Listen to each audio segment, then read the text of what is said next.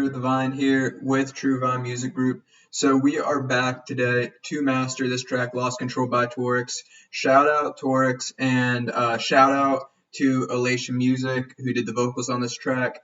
Anyways, a couple things changed since last time. So, we just went over some basic mixing principles last time, but we're actually working with Torix's mix down of this track. It's hard to get that quality sound in just like 30 minutes of mixing on camera. A mix can take a long time, especially with a more complex track like this. And Torix really went in on this mix, so we're going to work with his mix today, and we're going to master it from here. He left me some good headroom. I can tell looking at this file that you can see there's like some really great dynamic peaks. There's a good bit of headroom, so it's quite clear off the bat that we are working with a well mixed track, which is nice. We got the headroom. You want to be able to communicate the kinds of things we talked about in the previous video if you've got somebody else mixing the track.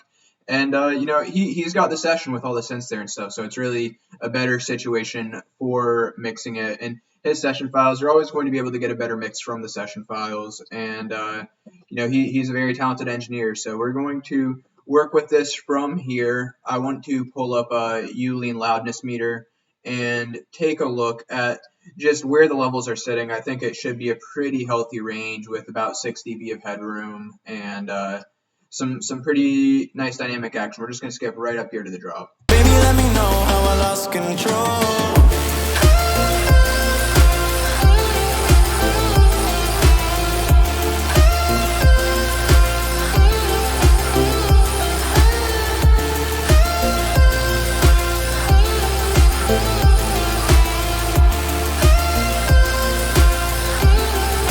Okay, so I think I want to start off with some parallel compression just because we're looking at like actually a really big dynamic range.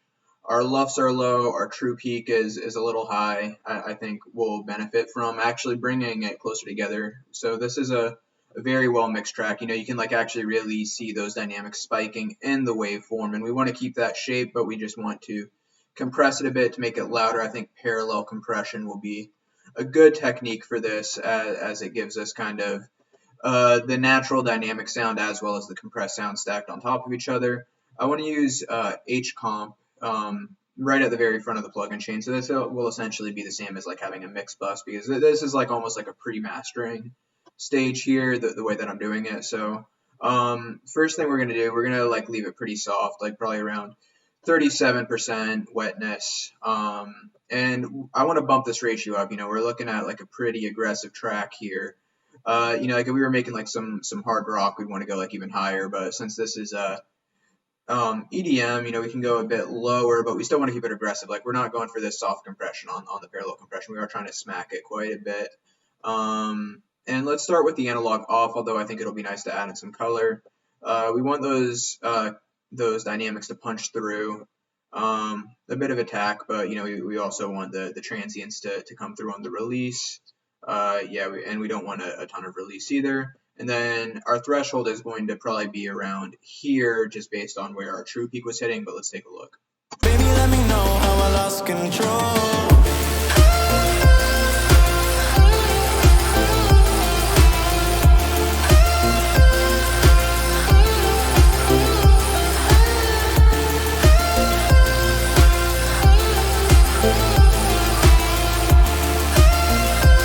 Okay, so right off the bat, you can tell that got us smacking the drums a bit harder. They punch through more. So let's test these analog settings against the original. This is just kind of like an A/B test. These all kind of add some unique characteristics to it. I love this compressor. This is H-comp from Waves. I think it's about like $20-$30. Great compressor. So just highly recommend this.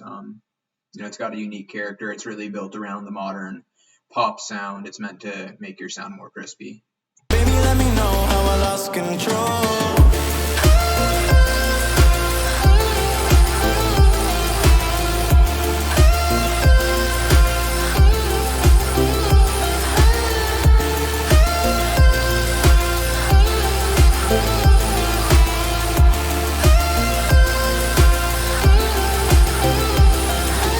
Runaway break car, save the day, restart. View the way so dark, can't you see what's going on? You just lie so long, can't deny you're wrong, feeling high.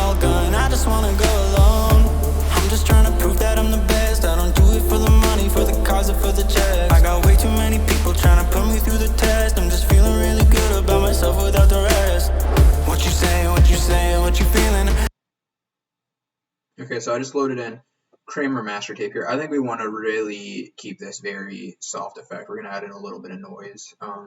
You see, I brought down these like kind of more drastic effects here. We really want everything kind of hitting soft. I just want to use this to level a bit and add in that very subtle tape hiss. Baby, let me know how I lost control.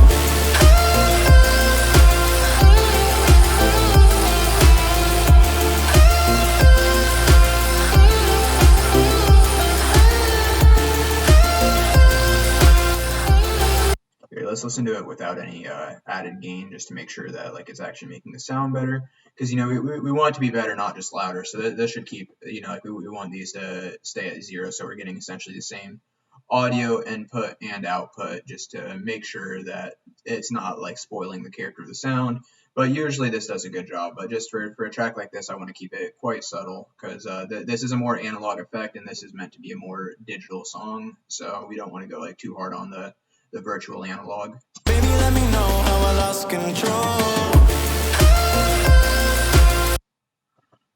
Baby, let me know how I lost control.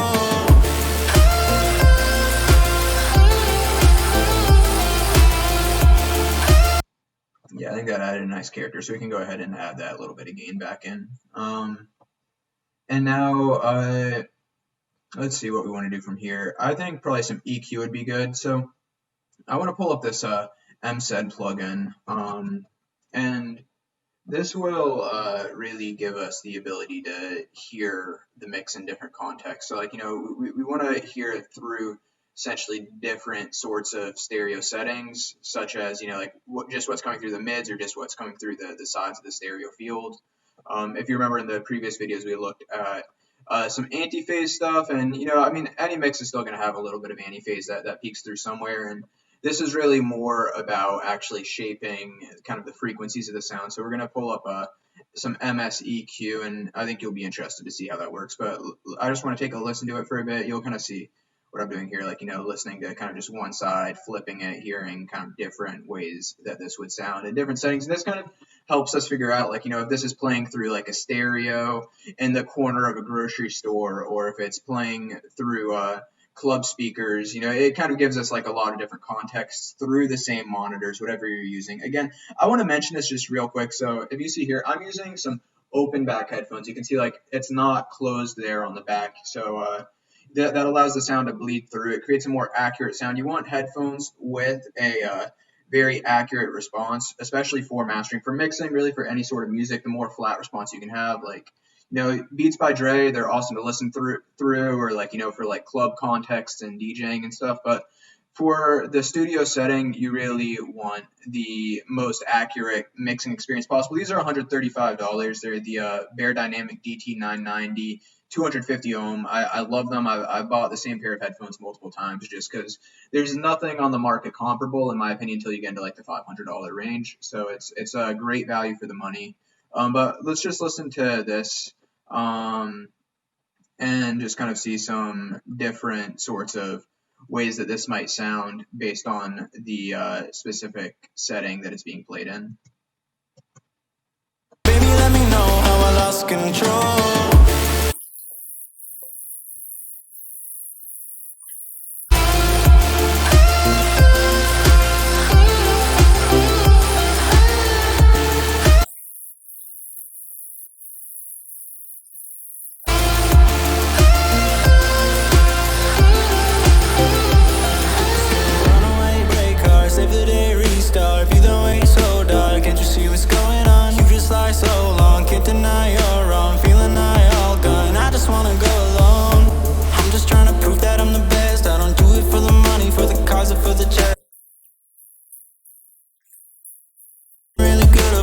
Okay, so the one thing I really did notice, I think it all sounds pretty solid here. We're going to leave this pulled up just as we go into this next step of mid-side EQ. So we're going to pull up a Native Instruments passive EQ is my favorite EQ for this drop.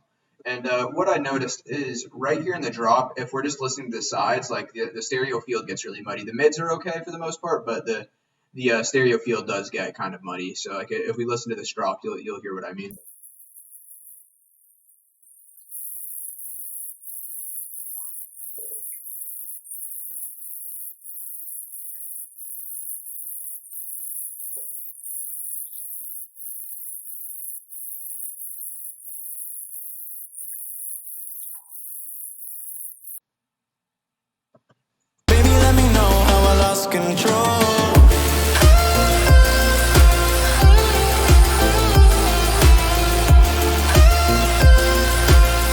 Okay, and I actually ended up using this plugin as a nice utility as well because we can adjust the gain of our mid and side. So I actually boosted the gain of the side just a little bit, which fills it out. And then we're going to also sculpt what's going on in the side frequencies using passive EQ.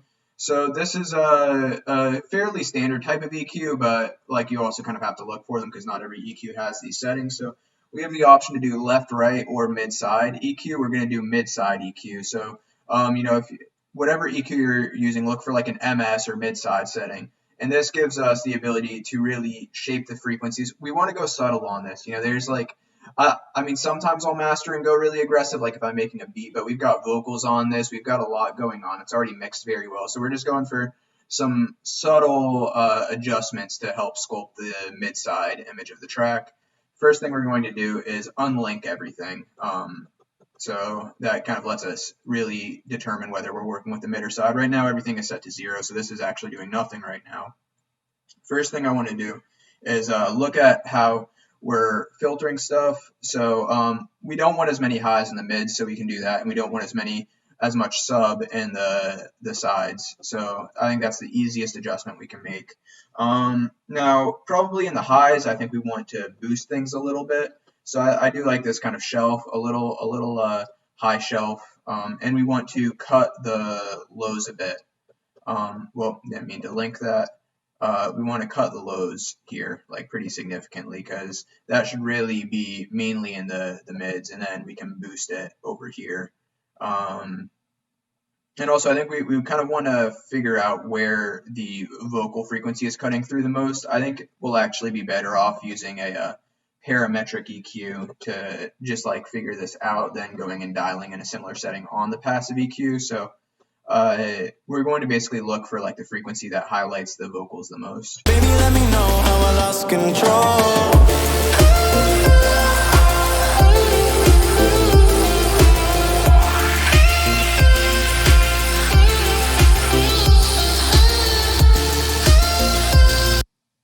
Okay, so that is about 4.5, 4.6 kilohertz.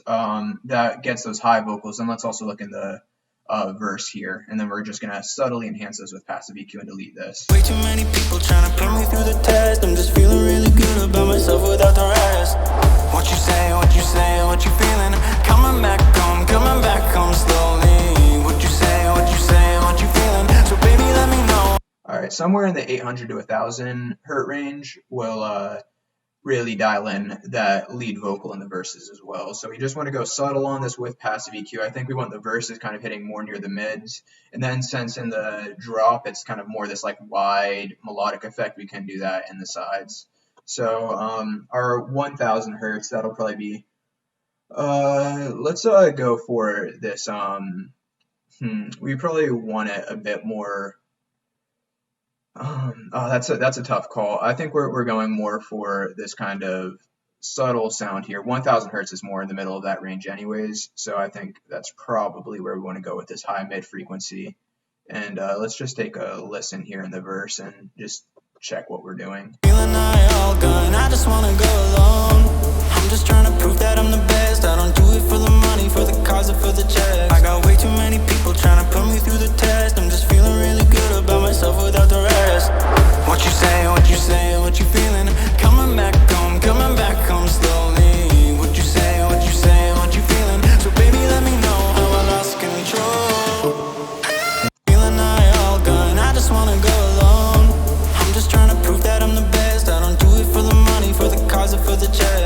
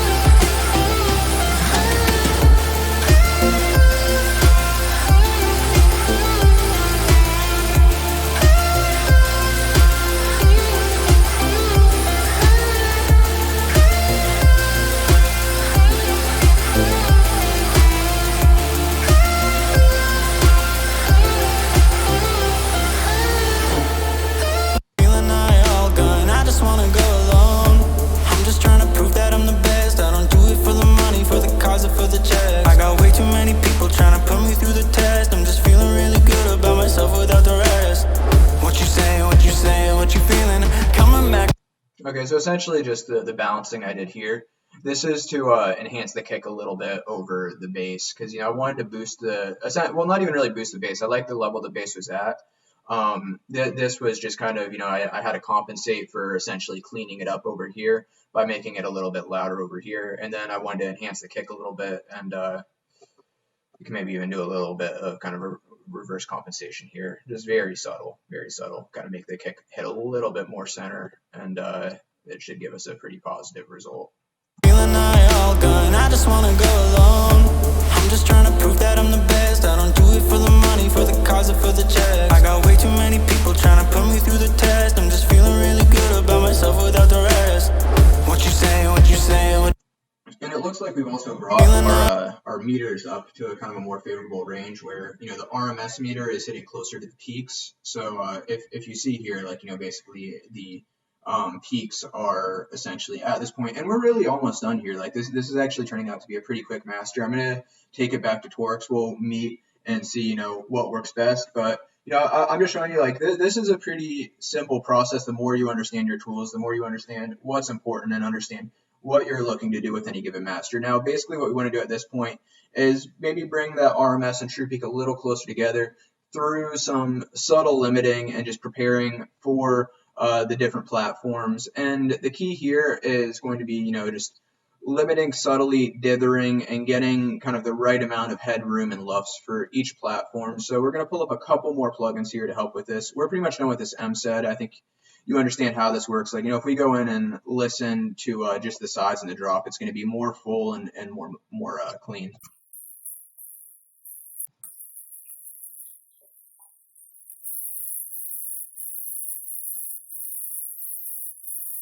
Because you can see, like, now it's like emphasizing the highs, whereas if we just listen to the mids, it's going to emphasize the bass a bit more. Baby, let me know how I lost control.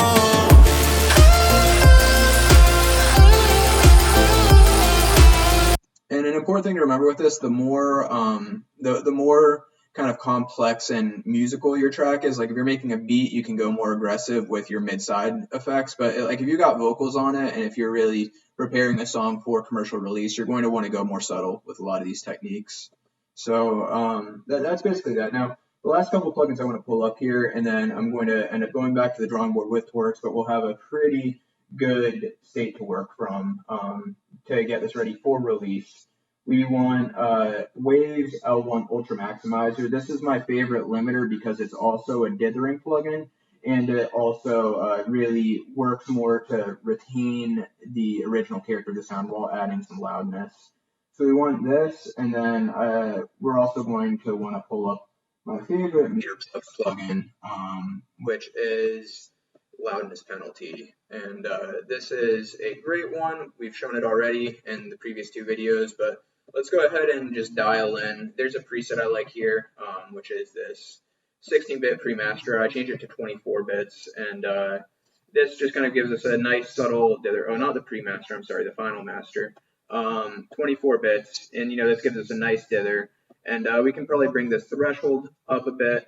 We'll put the output ceiling to 0, but we'll kind of see how the meter plugs handles this. This might be a point like where we have to kind of, this will force the true peak down. Like this essentially is the most aggressive knob on here. It forces the true peak down, and this flattens the RMS to the true peak. But and this will make it louder. Like we can slam it all the way down there, and it's going to be super loud, but it's not going to sound good. So we want that.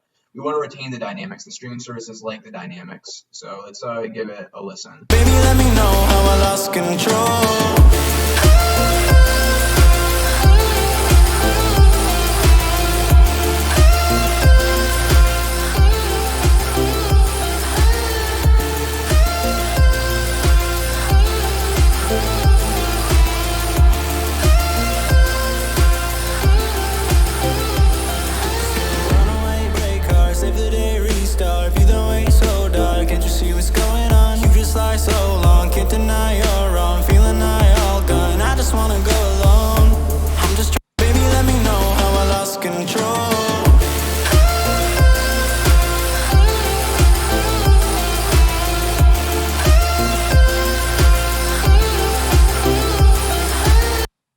So because this track has a lot of both short-term and long-term dynamics, so like what we're seeing is basically the algorithms kind of favor what's going on in the verses versus what's going on in the drop.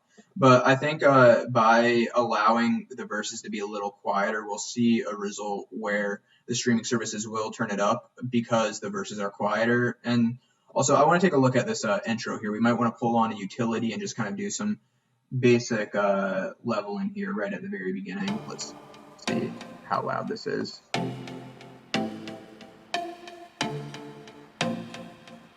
Yeah, so that's a very quiet start to the song, so we're definitely going to want to address that because that's kind of the first thing people hear. Easiest way to fix this is kind of the most obvious. We take a utility plugin, and I prefer to use a utility versus actually leveling the master. This is just kind of the better way to do it because it frees up our fader. So, we're basically just going to start this off loud and dip it right before the drums hit. So, like right up to here about, we're not tempo synced. I think this is like about 90 BPM, but I'm not going to mess with the tempo. We get kind of a more natural feel this way anyways, so this should help. Kind of just making those first hits really loud.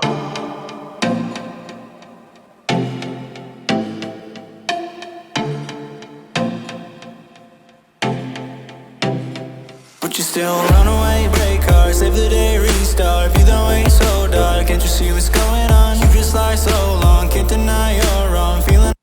But you still run away, break cars, save the. And so like basically we just dipped it right when the vocals hit, but the vocals come in loud, so the vocals really begin to stand out in the whole mix from that point forward, which is what we want. Vocals are the part of songs that listeners tend to resonate with the most. So that's good. Now I want to do little dips before these drops. Baby, let me know how I lost control. So, like basically this kind of motion will be just very subtle. We'll make those drops hit harder. Baby, let me know how I lost control.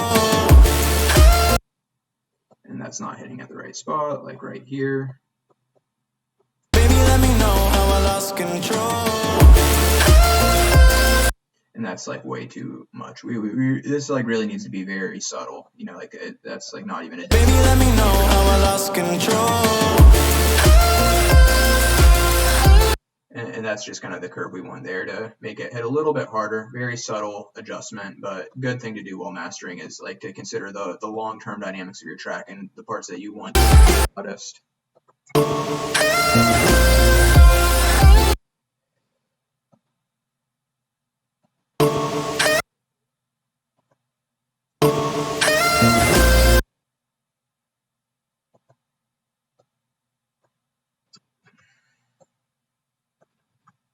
We're even getting that second drop to hit a little louder too, just very subtly.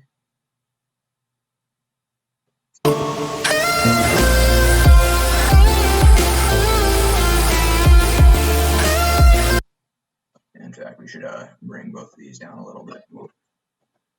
Whoa.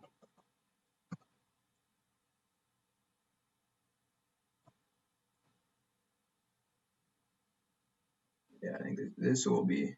It's a lot of finesse here. You just kind of want, like, you don't really want more than like a decibel of adjustment at any point on this kind of effect, especially on a louder track like this.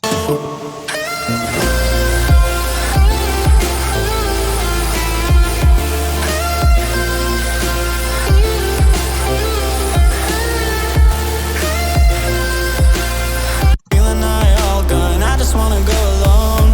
I'm just trying to prove that I'm the best. I don't do it for the money, for the cars, or for the checks. I got way too many people trying to put me through the. And it's telling us our master's a little bit too loud, so I think we'll ease up just a little bit on this threshold, and we should be quite solid at this point. So I'm going to render this out, send it over to Torix, and we'll see where we go from there. But this is essentially, like a pretty solid streaming master, and we're going to talk about different contexts like live. Like, if we were making this for a live performance, we would really be slamming it a lot harder. But because this is for, like casual listening on streaming platforms or even for live events, people might, play off Spotify at a live event. We want the cleanest sound possible that can just be, adjusted simply on faders in relation to other music on the platforms, but still punch loud like a professional song. And that's really the goal here. So I hope you learned something helpful. I hope you got some good techniques. We're going to be back just mastering a ton of music through this series. So stay tuned. Check it out. I'll see you next time. Star, be the way so dark, can't you see what's